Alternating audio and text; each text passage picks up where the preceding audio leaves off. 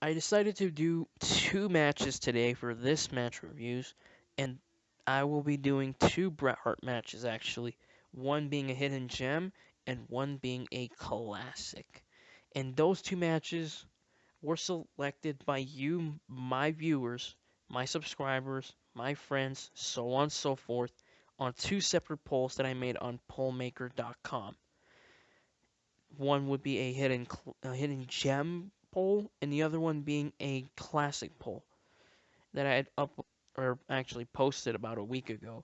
And the winners of those polls being Bret Hart versus Undertaker from Royal Rumble 1996 and Bret Hart versus Chris Benoit Owen Hart tribute match from WCW Monday Nitro October the 4th, 1999.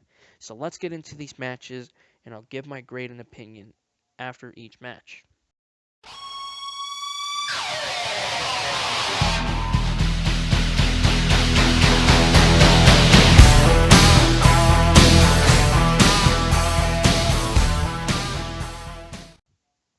So let's start off with Bret Hart versus The Undertaker from Royal Rumble 1996 for the WWF Championship. This match was set at In Your House 5 Seasons Beatings when Undertaker defeated Mabel in a casket match, getting the remnants of the urn back into what would then be formed a new urn for The Undertaker. That ending the 3-year horrible streak of having to face terrible big man after terrible big man. Bret Hart regained the WWF title at Survivor Series 1995, winning a classic no holds barred match against Diesel in the main event, which he will be mentioned in a little bit.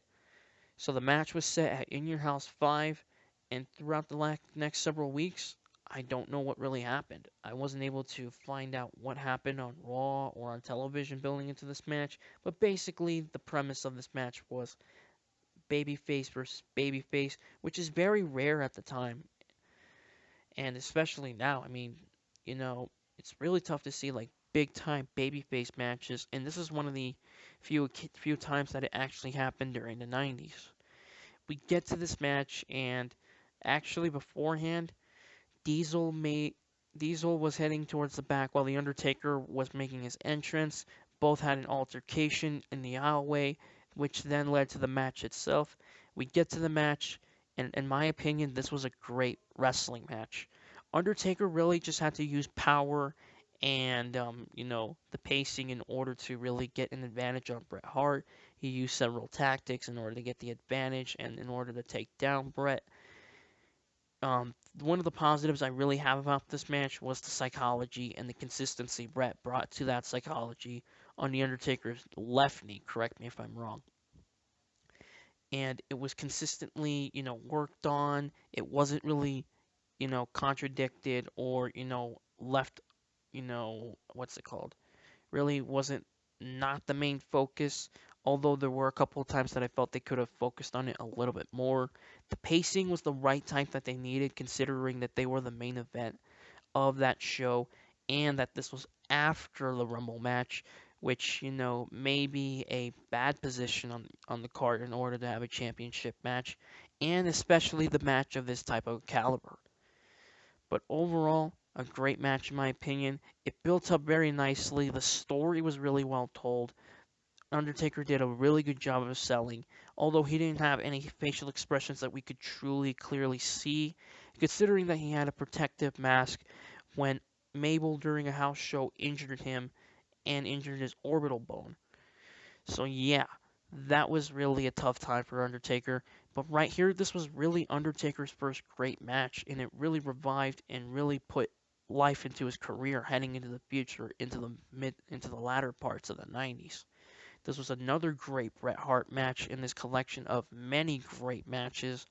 However, the fi- excuse me, the finish was good in the sense that it built up to Undertaker Diesel at WrestleMania 12, but it was a bad finish because it really didn't make Bret Hart look strong, considering he needed a disqualification victory, and then the fact that the cage match that him and Diesel had a month later at In Your House Rage in the Cage ended with Undertaker interfering as well. So yeah, that's really one of the few knocks I have on this match. Also, I feel like Undertaker's no selling, considering he was doing a good job of selling the leg injury, really was a little bit weak, and contradicted the whole had to sell the leg injury and so on and so forth. And like I said, the finish wasn't the best one they could have came up with, but it was the best one that they had to come up with for the time. Uh, but also the pacing, I think, really didn't do this match any favors early on because first of all, it was really boring. I'm sorry to say, but the first 10 minutes were dragging for my money. I just couldn't really get into the match until Bret Hart really got that leg work going. And also, I will say this, the positive of that is that it gave time for the crowd to breathe in order to get excited for the latter parts of the match, which they did pick up, thankfully, in the last 5 to 7 minutes, which built up to the finish and the payoff we also got with Undertaker having the protective mask taken off and Bret Hart working on that facial injury, taking Undertaker's head and smashing it into the ring post. No, sorry, and the exposed turnbuckle, and it paid off really well. They did a really good job of building this match, and it's really one of those slow builders that you have to be patient to watch. It's kind of like an old school NWA match in a way. So if you're one of the people that likes these type of matches, then go ahead and watch.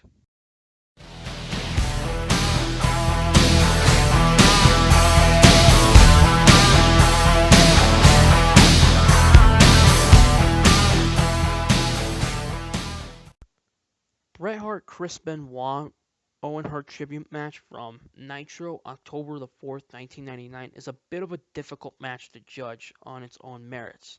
As I said before in the Unbreakable Triple Threat review, that when it comes to wrestling matches, it's hard to really review them whether they don't have their own merits or so on and so forth.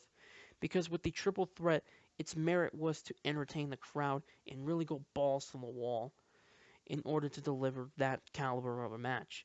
The merit that of the Undertaker Bret Hart match was to really build up two things: Bret Hart as the champion heading into WrestleMania 12, and for Undertaker Diesel at WrestleMania 12 as well.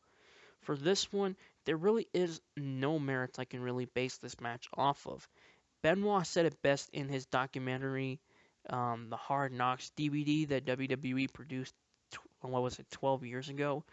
Although it's really hard to watch now considering what happened, the documentary is still very good to watch, and it's very enjoyable considering the stories that Benoit told in there. And he made a good point that this match, it really wasn't about putting on a good match. It was just paying tribute to a fallen friend in Owen Hart, because as everybody knows, Benoit had connections with the Hart family in the dungeon in Calgary, and that was really where he trained. And he was really, really close with Owen, considering they also had some matches in Japan when Owen worked Japan between 1989 and 91. So yeah, that was a sad thing that happened, considering that this match took place at Kemper Arena in Kansas City, what was it, Kansas City, Missouri, I believe. But yeah, um, it was really tough for both guys to wrestle that situation of a match, and really it was Bret Hart's choice to really have Benoit wrestle him. In the arena, the same arena Owen Hart died in, and we get to the match, and let me just tell you this, guys: if you want to see a beautiful wrestling match, this one's it.